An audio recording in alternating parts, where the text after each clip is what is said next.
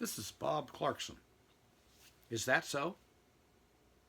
Here's the fourth myth that I want to bust today. And it goes like this. Christians should dislike or shy away from non-Christians. Keep separate from them. Almost like we hate them. We're concerned that we might get polluted by them. So, as the church operates, it opens its doors. There are signs out on the street in front of most churches, welcome, welcome. And I drive by those and I kind of snicker. Who on earth who isn't a Christian is going to even have any interest in being welcome in that place? Because the non-Christian knows that they might say the wrong words because they would offend us. They might not be dressed properly because we don't know what their dress code is. Or for certain, they're going to complain about some things that we do that they think we shouldn't, or things that we're not doing that we should. And so, welcome to what? Well, Christians are told that we're supposed to love everybody and even our enemies. And we say that we love them, that's why we invite them in anyway. But there's this sense within us that we're supposed to abhor sin. So let's say somebody walks in, he's a military guy, and he said, "Oh man, damn good sermon, pastor."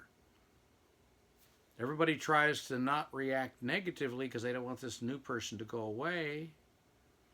But they grimace, their facial expression goes strongly negative. They go stiff as a board. And obviously there's a rejection to that, whatever that person did, that isn't acceptable to their Christianity. Well, Jesus never did that.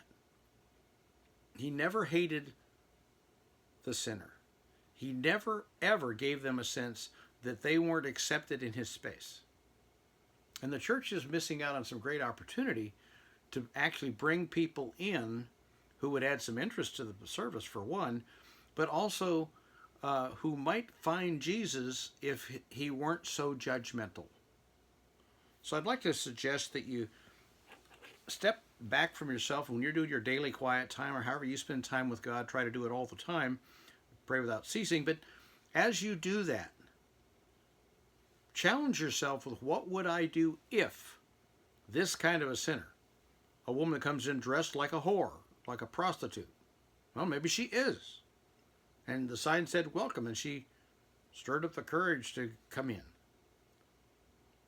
What would your reaction be, and what would the reaction of Jesus be?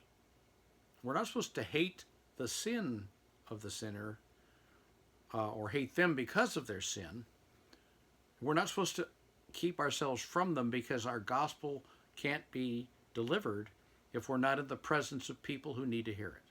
Faith comes by hearing, hearing by the word of God. How should they hear if there's no preacher? How should they preach if they're not sent? We are all sent. Go into their bar. You're welcome there, even though they don't put a welcome sign out. And start up a conversation about relationship and how God just wants to be one in your inner circle.